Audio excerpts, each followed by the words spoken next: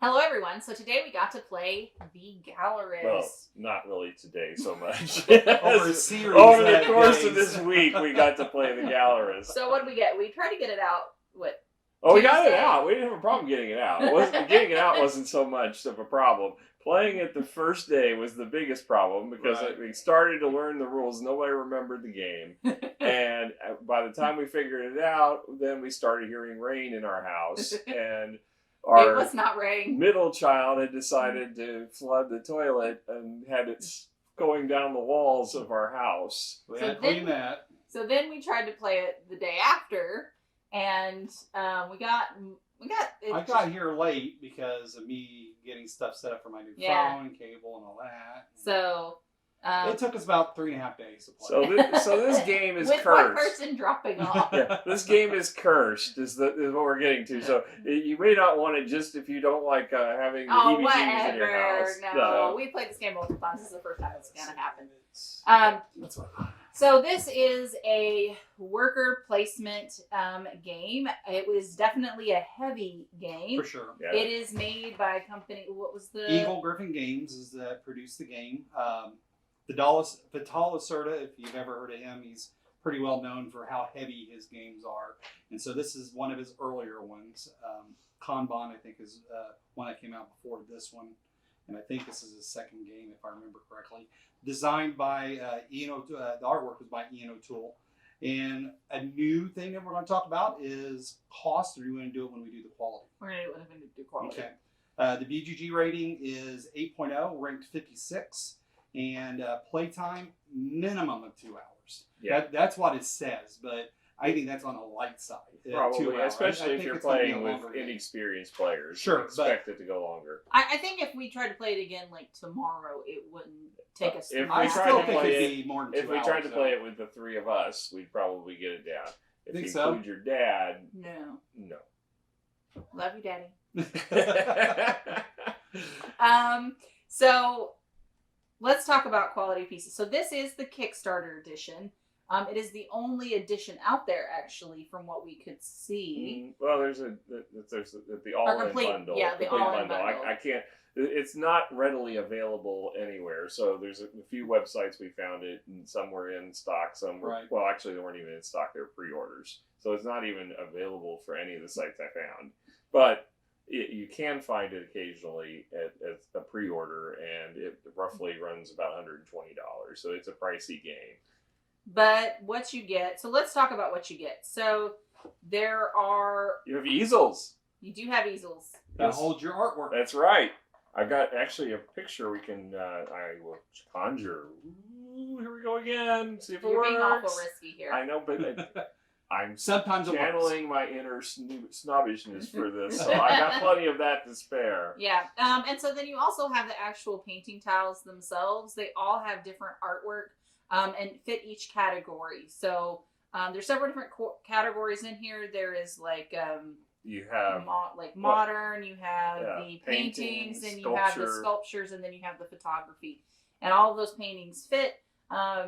And so all of those are cardboard. Then you have the different artists that you can sponsor. All of those are cardboard tiles with little white cubes with little cardboard tokens.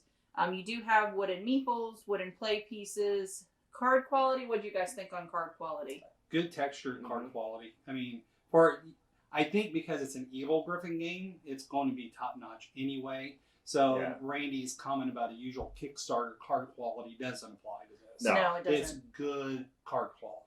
Yeah. I think the thing to also consider is there are a lot of pieces. There's a lot of bits to this. There are a lot of bits. Yeah, it is a burden to set up. I know It it is. was another thing that was brought up. Is setup was a good thing to talk about. Probably a good solid it- 30. Yeah, it takes a 30 long minutes. time to set up and get through it, and certainly if you haven't read through the rules, Right. it's going to take a long time to read through the rules and to understand this game. I would highly recommend that you find someone that knows how to play the game and watch them. I mean, there are a lot of games that I find that. Ronnie Smith did a good playthrough video. We watched a little bit Yes, of we it. did. And Heavy Cardboard Gamer did a playthrough of it as well. It's pretty good. But I still feel I always have to read the rules. I can't Yeah. just watch playthroughs. I always read the rules, and I it took us a while to get through it. Granted, we again had many interruptions, but It was, well, we'll get to the rules here in a little bit, but yeah. So we've played this game. Well, let's finish quality pieces. What would you rate it? As far as the components, I mean, I'm going to give this a 9. I mean, the only thing I can say is they got kind of these miniature meeples, and they're okay, but they look more like starfish. I think that's Patrick right there. That is Patrick. They're they're not super exciting meeples, but the colors are pretty. I think the colors they chose are interesting. They're not the standard colors you would find. The tickets are really good stock. I mean, I think it's a 9 all around, and the art is really pretty. I mean, they went out of their way to actually make paintings and different various art on the. That's probably more theme, but okay. But I think that it applies to quality in this as well, because that's a lot of work to be able to put on every single piece. Yeah, that's true. Different artwork that matches the type of the 4 types that are available. And the storage of it, if we talk about getting them out, the storage mechanism they built for this is phenomenal. Yes. It's before game trays came super popular, but they actually incorporated that structure into it. It's not an official game trays tray, I don't think. But that's what it. But it in essence feels is, like. yeah. And something that's kind of unique that Eagle does that I don't think any other game manufacturer does is they notch their box covers. Yes. And that's really handy for when because you get those ones that stick really tight and you try to get them off. Well, this one has like crevices that you can put your fingers in to lift it, which is a really great idea. I wish other companies would do. Yeah, I wish everybody did. And their box is really thick. It's a really solid, above standard box. So I think all around, it may even deserve a 10. I mean, the meeples being a little bit meh. I would give it a 10 myself, because I think the artwork is not just the artwork for the tiles, but the board is really nice. The board is beautiful. Your player boards are really nice. It's just Tool and Eagle Griffin Games and Vital Asserted, they knock it out of the park every game just about. And it's a 10 to me. It's just a gorgeous game. I think I'm going to agree with Randy on this, with it being a 9. I think the meeples do leave a little to be desired. I like the little meeples. Yeah, so I mean, I know you like Patrick's. I do. So, but I think I can agree with that. It is solid. If you think about what you could do to make this better, nothing really comes to mind except for the meeples. So let's move to theme. The theme, obviously, it's called the Gallerist. It's because every player owns their own gallery, and you're trying to entice people to come with your different types of artwork, also trying to buy and sell to make a profit, as well as get into the international market game. So there is a lot going on. I definitely feel like I'm a gallerist. I definitely feel like I own, trying to pick the right pieces of art, trying to guess, okay, who else, who is going to make the master artist, what's it called, celebrity status. There's a lot going on, and it definitely draws you in and makes you feel like it. Mm-hmm. Theme is spot on for this game. Absolutely. Yeah. Everything about the game pushes the mechanics of the game. So. I stopped talking to everybody I knew for like 3 days after this because I felt so elitist. It was great. So, for theme, I'm gonna have to give this a 10, guys. I don't think that you can not give this game that, considering how much it draws you in. Hold my Dr. Pepper. No, I'll give it a 10 as well. I'm just kidding. What would you agree? Absolutely, 10. All right. It's super thematic. I love it. Yeah, and then moving on to rules. So let me say this. This is a heavy game. Yes. Absolutely. There are a lot of rules. As far as the rules go, for it being a heavy game, it's only a 20-page rule book, which is kind of phenomenal. But the font's super little. It's very small font, but and even with it being a 20-page game, it's really only 15, because after that it gets into appendices, and you get into like a walkthrough, play turns, solitaire mode. So it's really only 15 pages, which some of that is set up. But it is a complex read. Yes. I mean, you go through and read it, and things are not going to make sense on the first viewing and reading through. You're going to want to take your time with this rule book. You're going to want to work it out on the board with pieces. That's my best suggestion with it. It is not a straightforward read. I was going to say the same thing. Read the rule book and play the game at the same time. Don't try and read it and then play it afterwards. Yeah, and it does a really good job of walking through each of the steps to take at each location. So I don't think it's any fault of the rule book. It's just that rules intensive. Right. And then you've got these cheat sheets that are really helpful. These are really well designed. Because that one side has all the different actions you can take at each location. It has like a one-liner for each step of the action. You can refer back to the detail in here, but if you've read through this is a good reminder for what everything does. The other side has all the iconography on it. There is in the game, pretty much. I can't think of anything that it was lacking. I don't think we ever had to go back to the rule book for any icons. Right. We had to go back a few times to check some of the rules. More of the in-game stuff, really. Well, yeah, we went back for the in-game, certainly, but even during the game, I referred to it a few times when I was doing things. Like the first time I sold a painting, I just wanted to make sure I got it right. Sure. It's a very... you had to see if the popularity increased or not, really clear table of contents to find what you're looking for. I mean, it's a well-designed manual. I gotta say, when we opened the box, my pet peeve had happened. Somebody had folded my book in half and stowed it in the box, and if I ever find out who, they will be exiled from the house. Well, looking at the rule book, it looks like it's in perfect condition. It's creased. It is creased right there. It might have been creased before that. No. You don't know that. Okay. So, give it a score. I'm going to give the rule book probably a 9. I think it's a well-designed one, and I don't think it's any fault on it. It's just that complex of a game that the rules, I don't know how you would convey them very well. I mean, it's just there's that much going on. You're going to have to refer back to that rule book. Yeah, I mean, even when we so you were reading the rule book, we watched the playthrough. I mean, some of it, you almost have to teach yourself by playing the game. Absolutely. And because there's just so many nuances with this game. And this isn't one that was our first time. We've played this many times. Oh, yeah. It's just been a while. Yeah. So probably about a year I had completely forgotten how to play this game, and I had to go back and reference all of it again. I mean, I had some general ideas, but then I forgot a lot of it too. So, all right. So let's move on to gameplay. I mean, we've already started kind of talking about it as we talk about the rules, but kind of a synopsis.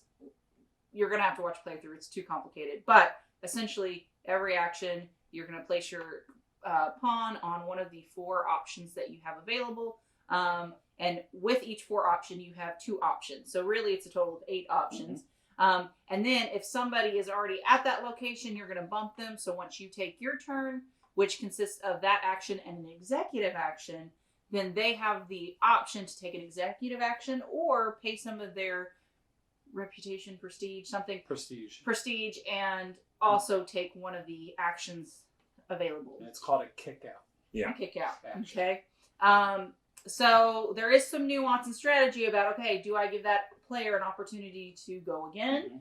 Or, they're only going to have to pay 1 prestige because it's you go to the red marker. Or do I, they're going to pay for 5 for it, so I'm okay kicking. Well, yeah, but to be fair, there's only 4 locations, and if you're playing a 4-player game, you pretty much have to knock somebody out. There's not a lot of choice. I mean, you get one action so it's not something I even considered when I was playing.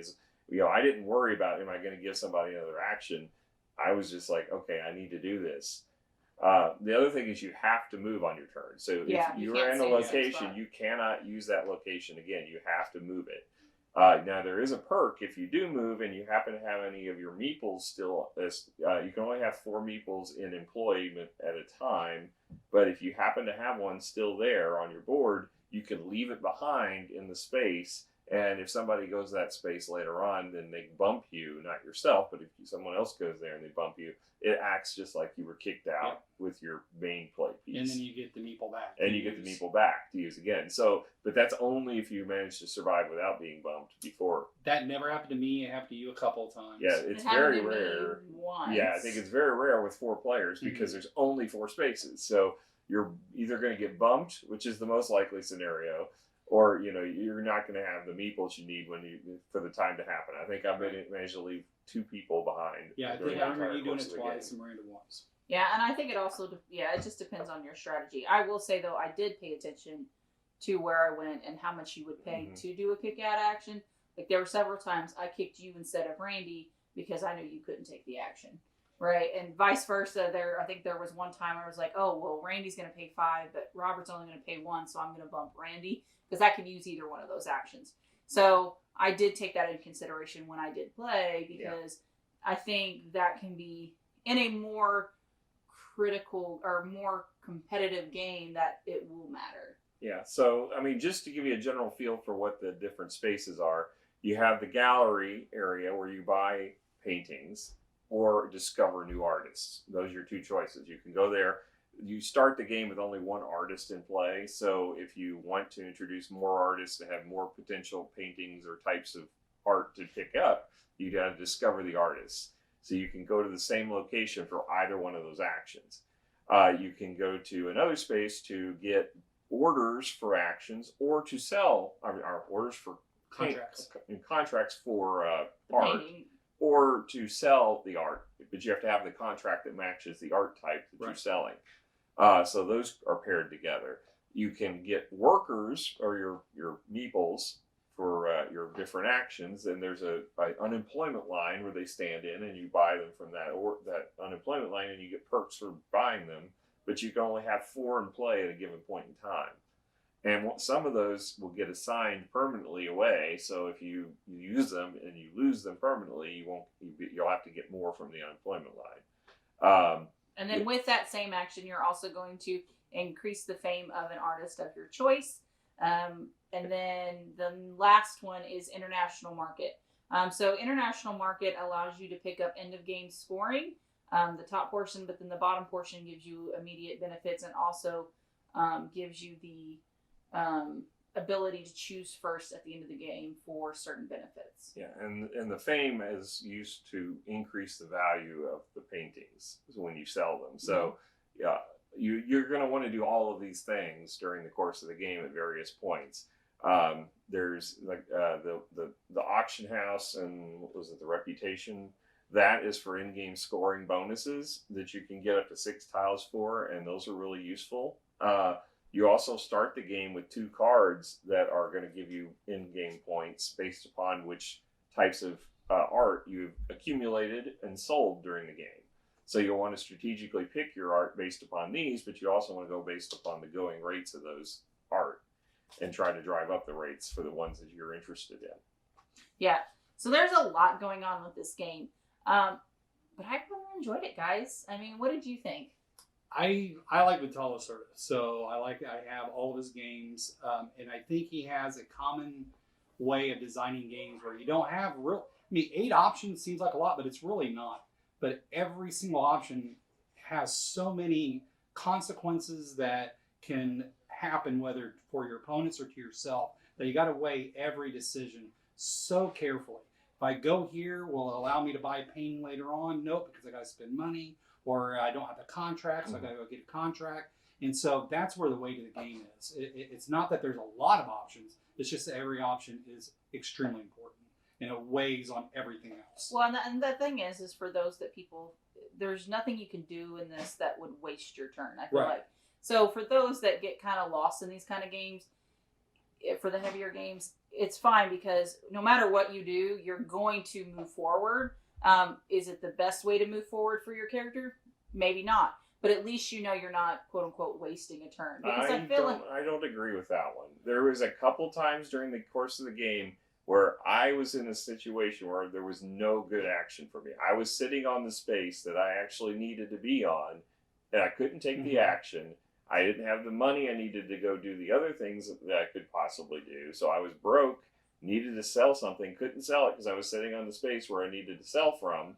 And so I was basically wasting a turn to just get off of that space. Well, but here's the thing. I mean, I ended up in a couple situations where I needed money, but I always made money. Like there are ways to go about it using, triggering your contracts or triggering this or going over here and was able to trigger some of these. I mean, all of those things you can manage to get money out of them. The only thing is that you can't burn yourself completely dry. Right. And that may have been where you were having problems. If you have no meeples in stock and you have no money, and you are in a situation where you need to sell a painting and get money, you can get hung. Yeah, the thing is, but we have these options down here for the fame increase. So I mean, yeah, I kind of agree with Miranda. It's just, I mean, granted, you have to do some proper planning, but even if you're hard up to go to certain spots you really want to go to, there's a spot you can go to that's going to help. Maybe not the best way, but it will help a little bit. Yeah, and it'll get you. It can get you where you need to go. Here, I will say this: never run yourself completely dry. You never want to be at 0 coins or even 1 or 2 coins. You at least want to kind of have a stash of 3 or 4 coins so you can do a couple of other options, as well as have a couple of prestige to be able to throw around a little bit. If you run yourself dry, I feel like you are going to hit several bumps. And I think that's where you went wrong, is you kept running yourself dry, but then you can't get that build up speed again. You kind of have to. Well, Randy and I scored very closely to each other. That's true. 2 points. Yeah. She ran away with it. So I had 206. You had 160. I think it was 164 and 162. Yeah, something like that. Yeah. So now I will say this: I have never gotten this game until this go around, because every time I have played, I have been last player except for this playthrough. I don't know why it suddenly clicked for me, but I'm very happy that it did. And I don't even know if I did it by accident. So who knows? But it felt like I finally figured it out. Hallelujah. So let's give a score, guys. It's one of my favorite of the Tall Lacerda's games. The only one, there's 2 that I haven't played that I'm really looking forward to playing, and hopefully we can do it soon. That's Vino and On Mars. And I've heard. You haven't played Escape Plan either, have you? No, you're right. But I've started looking at the solo stuff on Escape Plan. I haven't done the solo here, but I think I will here soon, because it got me itching to play the game again once I played it. I love this game. I'd give it a 10. Okay. What about you, Randy? I'm more of an 8 on it. I love it. The art, I love everything about it. It feels a little dry to me. There's the scoring path on this is it's hard to tell where you are in it. Mm-hmm. That's one thing. You can't really say, you can kind of rate your cards where you're at, but you don't know about anybody else. Yeah, it's very difficult to keep track of who's winning, and you don't get any score until the very end. So this is similar to Concordia. But you know what you have because of these tiles. I honestly thought I was really close to being in the running for the top, and I was dead last, and I was completely surprised by that. But that's because I had 3 of this. No, I understand, and that happened at the very end where you got a lot of that to happen. Yeah, I know, I planned that. But the fact is it felt like to me that I would rather have there's an engine. Everybody's got the same engine that they're running. It's not like you can take different paths to get to victory in this. Everything is the same path. And that's going to be one of your more common critiques. If it's not a point salad game, you're not going to like it as much. Exactly. And this isn't point salad. No. See, but that I disagree with you, because you get to choose what gives you victory points. The thing is those tokens help. Don't get me wrong. No, because you focus only on these cards, and I think that was one of your bigger driver. If you would have figured out what you wanted over here and just aimed for that, I think I was aiming for that bonus. Yeah, I got most of it. No, I'm talking about these. Right. So my thing is and this is the thing, I scored so many points on these, and I had never done that before. So, and then on top of that, it really raked me over. So, but the reason why it's not a point salad is that you can get points in this location. You can get points with your paintings. Yeah. That's not a whole lot of options for points. You know what I'm saying? Yeah. It's not like you got points down here, points over here, points over there. Yeah, no, but my thing is that's what Randy likes. Yeah, but the thing is these give you so many different options for points. I mean, this is basically... It does. But again, 8 is a great score. 8 is not a bad score. I just don't love it as much as you do. Right. I love it's beautiful. It has easels. I love the easels. Yeah. I do too. That's one of the reasons why I like it so much. It makes a beautiful table presence. What? I just don't... I don't find the game as enjoyable or intriguing as many other games. It's just there's not enough in it to do. You got 4 spaces to go to. As far as worker placement, most worker placement games have 10, 12, 14 in their spaces. And another point that I like to make is that usually with big, heavy games, one of my critiques is downtime between turns. There's not a whole lot of downtime, in my opinion, because there's only 4 choices. Well, not just that, but the weight of your decision is so crucial that you have to kind of, in the fact that you're not blocked on what you want to do, assuming you have the money and the prestige to do it, that you can really plan your actions while you're waiting to take your turn. Yeah, and that actually I'll give kudos to, because there's a lot of worker placement. It gets very frustrating when you are blocked. Right. And actually, I was on a forum discussing and debating somebody just absolutely didn't like worker placement, and I was like, the reason why is they felt like you're limited in choice by choice, and then you get your choices taken away. And this you don't have that. Except for the fact that I kept taking my own choices away. Right. That was my problem. I was always on the space I needed to be. Well, like, that's your please problem. bump me, please bump me. And and then invariably I would get not get bumped when I really wanted to get bumped. Well, but here's the thing though, you kept saying, I'm in the wrong place, and it's like, why am I going to bump you knowing that that's what you need? I generally didn't say it until it was my turn. I was waiting intentionally because I was hoping someone would bump me before I said it. Well, we kind of saw though, you were out of money. I think that's an important thing to note though, is that there's very little downtime if you got good planning. Now, and I had the same spot with Randy. There's a couple times where I didn't have enough money, or I never really was down on prestige. I was always able to use the prestige options, but the money options, and just weighing when to sell the painting.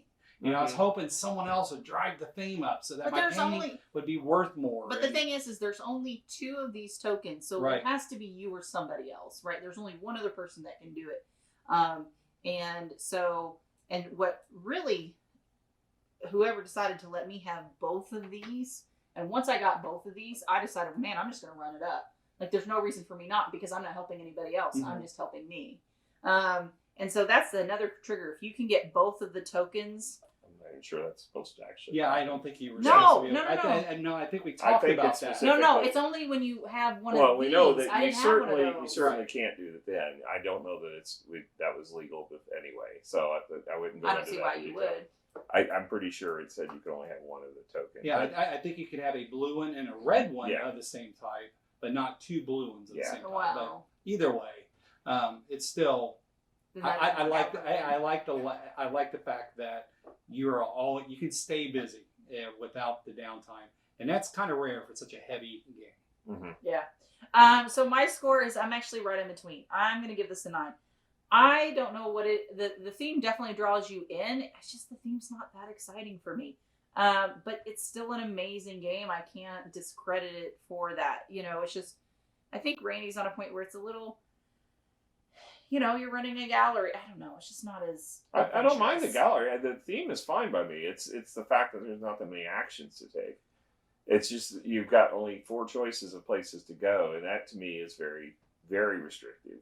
Now, the fact that you can go to any of them at any time without, it's actually only 3 technically, because one of them you're sitting on. Yeah, unless you get bumped. I never had that problem. I always had something I could do at any of the other spots, so I never had that issue. But there was 2 or 3 times where I felt like my actions were not going to benefit me as much as they would help somebody else. If I were to promote, it was going to help somebody else. Yeah, it was just, there wasn't a great action for me. And, it's like, yes, I could do something. It just wasn't really something that I needed to do at the time. Yeah. So I mean, I think it's fine. I think it's a good game. I think it's just, there's other games I prefer. Yeah. I mean, I like I said, I'd give this a 9. Would you play it again? Heck yeah. Yeah, absolutely. I have a burning question. What drew you guys to this game? I know what drew me to this game. We bought it at Gen Con, and someone said it was the hardest game that they've ever played, and I said, I want to learn this game. I playing the Gallerist the first time with Randy, and this is before you two got together. The first time I played it with Randy, it was the first time I played a Vital Lacerda game. I got hooked, and so I loved the game. And the following year is when I got this game at the Equal Griffin store or booth at Gen Con, and I think I bought this. The following year, I bought Vino, and then everything else is now Kickstarter. My question is, but it can't be before us because he bought the game because I said I wanted it. I thought for sure. I'm pretty sure I've had this one before you. Oh, did I just say, hey, do you have this game? And maybe you had it already? Yeah, I'm pretty sure I had this one. I could believe that. I did pick up the... you guys got Escape Alliances together. What's the one with the older, like the looking... Lisboa? Lisboa. I got that one with you. Oh, okay. And that was over at Origins. And that's another amazing game. But anyway. But yeah, what drew me to it was that Eagle Griffin. No, it wasn't Eagle Griffin at the time. It was just Eagle Games. Whenever I first got back, like when I was in gaming way back with Axis and Allies, Fortress America, and all that, and then Hasbro ruined the industry for a long time. And whenever I first got exposed to Catan, right around that same time, I discovered Eagle Games, and they were making big box games that took up your entire table, and you could play like there was another war games, and they actually I reprinted they Conquest of the Empire. Yeah, and I was like, okay, I like this company. They're actually doing the type of games that I'm used to playing, and I want to support them. And then they kind of fell out of game. They started just selling, I think, for a while, reselling, and then they merged with Griffin, and they became Eagle Griffin Games, and then they started doing really nice quality piece games. And so whenever that happened, I think this might have been their first one that they did. They went back and did. Yeah, because they redid Kanban and Venos, and they did Venos after. But whenever they released this game, I was like, that has beautiful pieces. And I think that's their claim to fame now, is that they do design games, but those are few and far between. I think they do more kind of like restoration games, is they'll pick a game and just to the nines remake it. Yeah. So that's what drew me into them. And I still keep an eye out for them. Unfortunately, they don't show up at Gen Con anymore. Right. But that's one of the reasons I do go to Origins, is actually because they do go there. Yeah, the last year they were at Gen Con, there was one person at one table. Yeah. And that's where I think I picked up Vino Deluxe, is when they redid Vino. Yeah. All right. Well, thank you guys so much for hanging out with us tonight. We had a lot of fun. Not only playing the game, but also hanging out with you guys. And no floods. None. Today. A flood of love. We didn't need that. That was wow, amazing. But don't forget to hit the subscribe button if you want to hang out with us again, or the notification bell. We'd love to hear from you, so don't forget to comment down below. We hope to see you guys later. Bye.